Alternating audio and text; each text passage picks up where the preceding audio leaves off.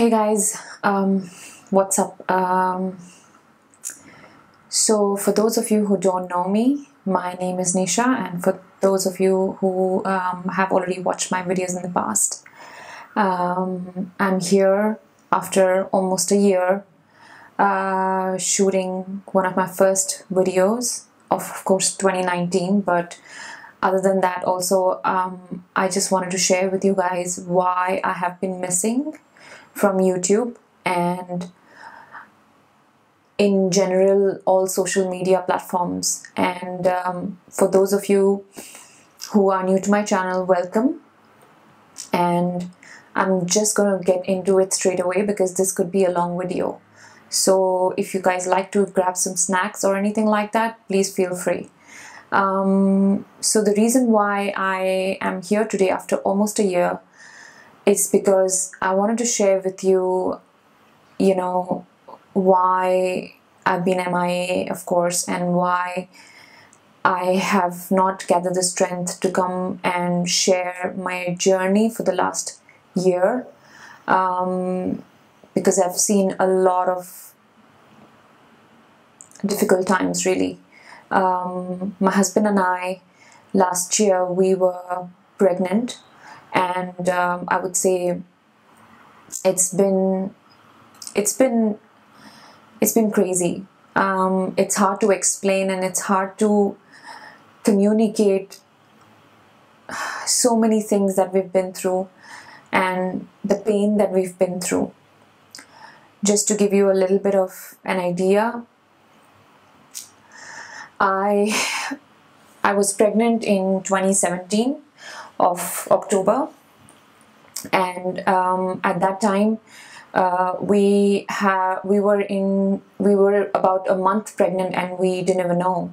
And of course my baby wasn't planned, and not that it matters, but because I was always a person who was always a bit worried whether I would be able to conceive or not. So being the age that I am, I was afraid that I would be able to conceive ever. And God bless me, and God bless us in general, and the fact that I was pregnant meant a lot. So just to give you a little bit of an idea, Neeraj and I, my husband and I, we've lost our son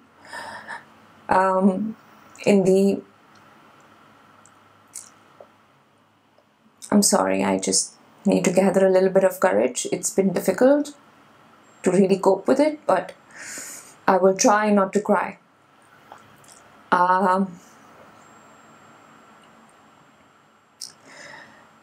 We lost our son last year in October, and it's not even been 6 months now, and I just wanted to share with you guys, with most of you who may be in our situation or who are trying to cope with losing their loved ones, or whoever it may be, or if at all you guys are out there treating somebody who you don't like with love or anything of that sort, please just get out of it. You guys don't know what it is to lose someone so close to you, and to gather the courage to live with it. Anyhow, so I just want to tell you guys that in 2017 of October, we got pregnant, and we had to, just to give you a little bit of gist, our son had a critical congenital heart defect, not one but two, and he suffered from it. And 80% of why this happens is unknown out there, and the rest of the 20% is, it has to do with the lifestyle you live, what you eat, what you drink, what you do in general. And for that 1 month we didn't even know that we were pregnant. And not that we blame ourselves as such, but yes, we do feel like we didn't have a great lifestyle, really. We used to party, we used to drink, smoke, whatever, but we didn't even know that we were pregnant at that stage. But then if it's not a planned baby, you've got to be mindful of your surroundings, mindful of your lifestyle, really, even if you don't want to have a baby in the future or whatever. But the defects that he had were unknown, but we did a lot of research, and we got into this was our first baby, so we didn't want to give up any opportunity to do the research of how we can handle this situation, and how we could bring about giving him the best medical care that we could. And for that, my husband and I were researching from the time we knew. We found out about his defect when I was about 24 weeks pregnant. And to me, abortion is a no-no. I am against abortion whatsoever. I mean, people have different opinions. People may have different, perceptions and things like that. But I was always against it. And for that reason, I just wanted to, we just wanted to move on with it. We just wanted to give the best possible care that we could to our baby. And, it's just that, in such instances, we feel like it's never enough. No matter what we do, no matter how I feel like there was not one thing that we left out. Not one thing that we left out for him. And, in terms of medical expenses and everything, the insurance wouldn't cover it, and we were still on it. We would not give up. We wouldn't really care for the world, when it came to our baby, and we wanted to give everything that we could. So we started researching, and we went to majority of the hospitals in Dubai, and a lot of hospitals did recommend that we go to India. And we get this because India has seen more of these cases, and India being the population that it has, India has more experience with, even the doctors who are there, they have more experience in dealing with such defects. So we went to India, and, we were there for about a month, and we were there for about 2 weeks. Till we could figure out everything, and I was still pregnant at that time. So we were there, and then we finally came to a point where we found the best doctor and his team, and soon after that, we were told also in Dubai that not just in Dubai but also in India, that we had to sort of deliver right there in India itself, because our baby would need some sort of a surgical intervention straight away. And if that is the case, then India and in the same hospital is where we should deliver. And I was a bit scared, at that stage, because I was not prepared to just go away from where I belong. And Dubai is where I lived all my life, and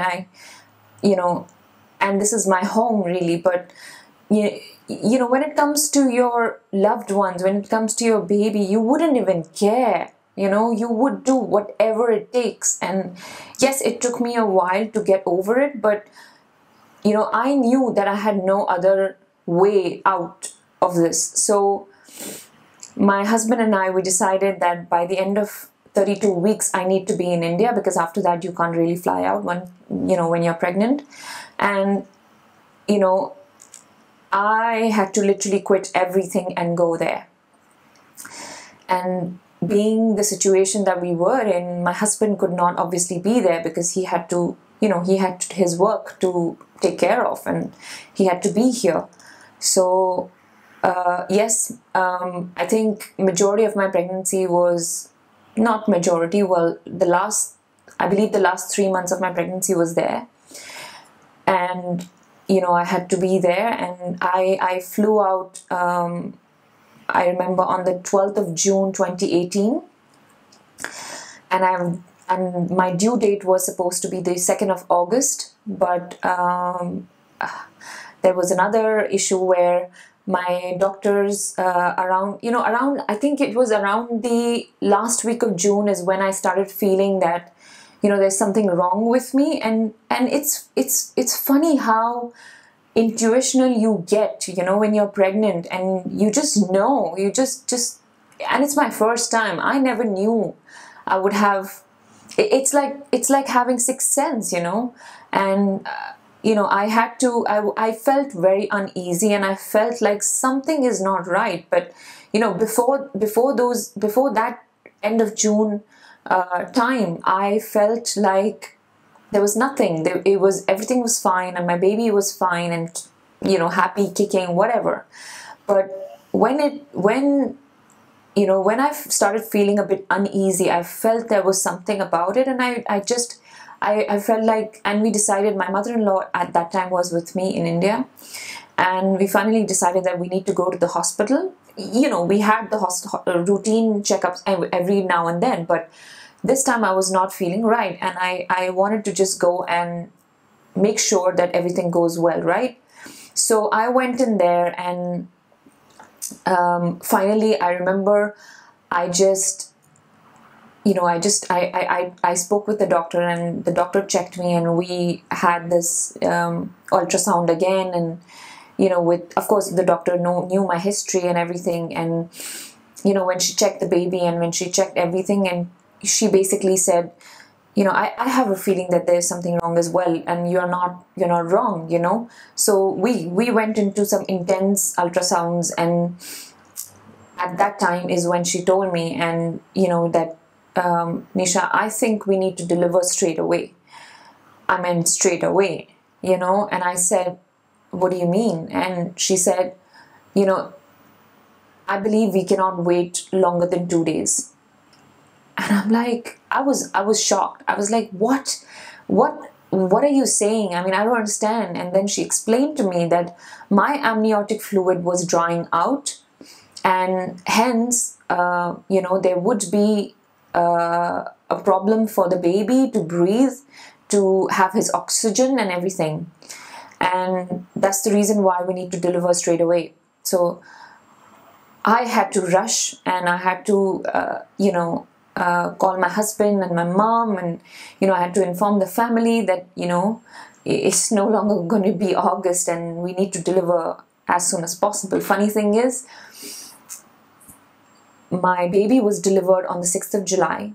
My husband's birthday is on the 3rd of July, and my birthday is on the 9th of July. So we were quite happy with everything, the way it just fell in place, and we just felt like it was a miracle, And cutting short, when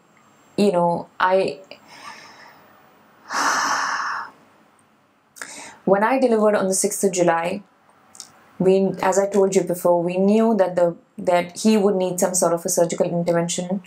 And at that time, when I was almost, I think it was, the doctors told me, of course, this has to be a planned delivery, and which means, in other words, it means that you will have to do a cesarean. I was not happy with that, but when the doctors explained to me that the reason we need to do the cesarean is because we cannot pressure the child, and that's the reason why we had to do that. And I was like, whatever it takes, I don't care, just let's go ahead and do it. And I was taken in at around 9 o'clock on the 6th of July, and we delivered on the at about 9:25 in the morning itself. In about 20 minutes, he was out. And it's so funny that, you know, such a big, major surgery. Cesarean is considered a major surgery, and a major surgery that takes only 20 minutes for the baby to come out. It's just unbelievable. It's just uncanny, I feel. Anyway, so you know, the doctor had my gynac had actually. I remember this one thing which I forgot to mention, that she mentioned to me one time just before the delivery that, of course, it's going to be a difficult one. However, please know that, and she said, please know, and I don't want you to get intimidated, because there are going to be 15 to 16 doctors while we deliver you. And even before I could get the shock of my life, she's like, just relax. It's needed because of your son. You know, there are so many things that came in my way that I had to just go with it, because there isn't any other thing that you could do. So there we go. And he was a healthy child. He was a month premature, but yet he was healthy. If one of you would have seen him, nobody could ever tell that he was a sick child. And he didn't even look like one. He didn't even look like he had any issues or any sickness or anything like that, for that matter. It's a defect, but, you know, we were told it could be, it is correctable. We were told that it's 95% correctable, both the cases. And we kind of had our guards down then, you know, when we were told that it was 95% correctable. But little did we know that we would end up losing him. So the first surgery was straight away done on the 11th of July. And up until that time, you know, he was on hardcore medicines, because he had to be kept on them. And, you know, for them to prepare the strategy and the you know, the planning of how the surgery needs to be done, because it's a major heart surgery. It's an open heart surgery for a baby who's just about, you know, 6 days old, you know. So that was done. Thankfully, everything went well. It was a big surgery. It was about a 7-hour surgery, and it went beautifully. And we got him home. Everything was fine. You know, I was still in India, of course, because I couldn't travel until his second surgery. Because if at all anything could go wrong in Dubai, we would not have the access to the hospital and to the doctors who were used to him, who knew his case, who were prepared, who knew everything about his history. So I had to be left in India. I had to be in India for the next surgery as well. And that would happen anytime between 11th of July, which is when it was his first, and within 6 months, the second one. We did not know that the second surgery would happen so quickly. And we were told that, you know, when we were going for our routine checkups with him, we were told that the surgery might be sort of somewhere around the mid of November. But we did not know, that there is a particular banding that is done in his heart for the second surgery, up until the second surgery, which needs to take place. So that band, the saturation point had reached to the highest peak, and basically meaning that, you know, the band became tighter and tighter as he grew, and that's why the doctors told us that it's reached its maximum and we need to do the surgery, in fact, around mid of October. And we were like, again, we were we were just thrown into a situation where we can't say no, right? It was about his life, and we then it came to the point where Neeraj came back almost about a week before the surgery, and so did my mother. And we had the best of our time, while everybody was there, and we did so many things with him. We celebrated his 3rd month birthday. We, of course, I could not take him out really, but we did a lot of stuff with him at that time, and we played with him. The entire family was so excited. It was sleepless. We had sleepless nights, of course, being the first time parents and him being a baby. Even then he wasn't a troublesome child at all. He wasn't. So, when we took him for the 2nd surgery, we didn't know what we had. We didn't know what we had coming.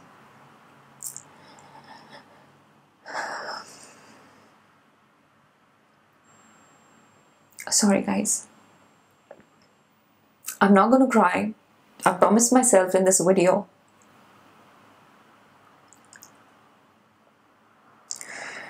When we had the 2nd surgery, he was in the operation theatre for about 8 to 9 hours from the morning. I remember Neeraj telling me, "You take the opportunity to go and drop him to the operation theatre," because just one of us was allowed. I took him. He was sleeping like an angel in my arms for the 1 hour that I was there before the doctors took him away.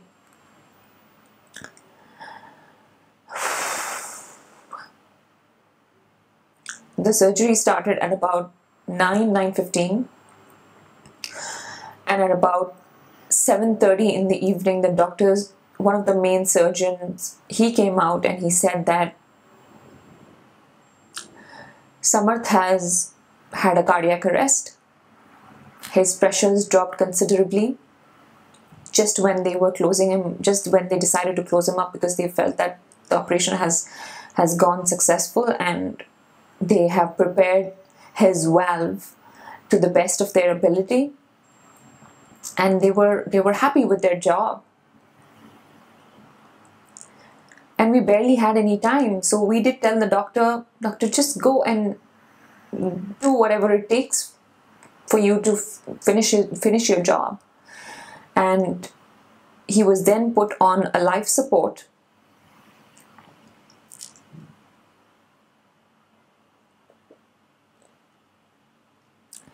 He was put on a life support for about 400 hours, whereas the life support, if it's kept from about 72 to 96 hours, it will start showing its own complications, and there could be bleeding, and a patient can go brain dead if it goes over and beyond. But there are some cases where people just by miracle just get off it, even babies. And they say that babies are resilient, they're not like adults. And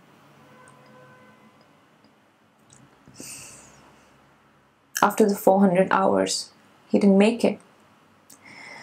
He was so swollen up because he had a complete kidney shutdown, which would not restart or revive.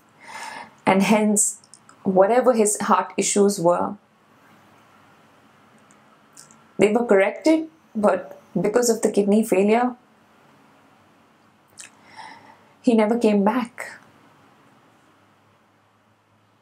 He suffered so much that he probably became brain dead, and we had to tell the doctors to, with a heavy heart, to just pull the plug on him, because we pushed selfishly. We felt that we are pushing him to live when he probably doesn't want to. And he told us that And it felt like, when we looked at him, it felt like he just is telling us that, Mom and Dad, I'm done and I need to go. I'm tired. The way his eyes were blinked just told us that he doesn't want to be here. That he has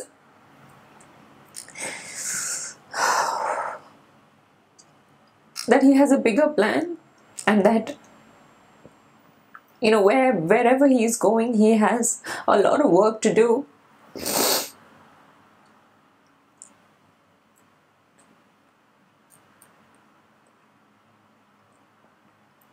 I remember the doctors telling us that I will personally pull the plugs on him because he was so attached to Samarth. His name was Samarth. We named him Samarth, which means powerful.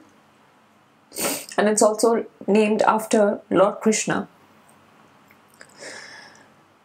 So the doctor himself went and pulled out the plugs, and his time of death was about 4:30 in the evening of that day.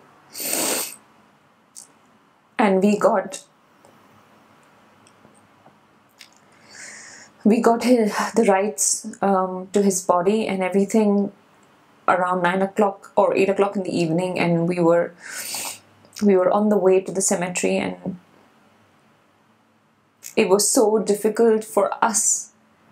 I could not believe it.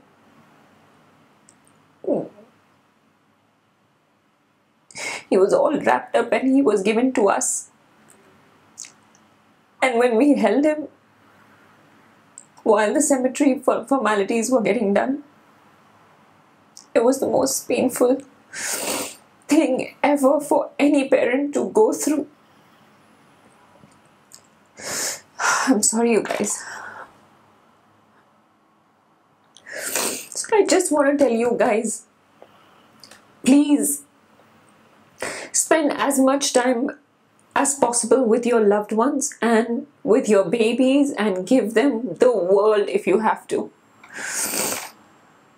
And I hope nobody gets to go through all of this pain and suffering, because I would never wish this on any parent whatsoever.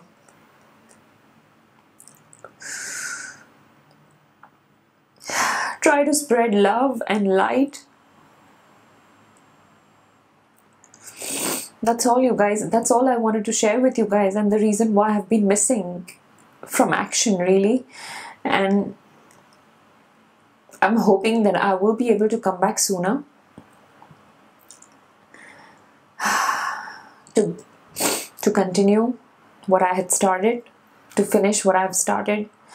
And I know my Samarth, wherever he is, I know he's in a better place, and he's blessed us all, and he left.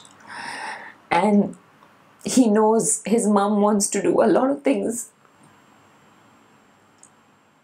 And all I can do is just think about him and move forward. That's it, you guys. Thank you very much for watching. Please subscribe if you will. And be good. Bye.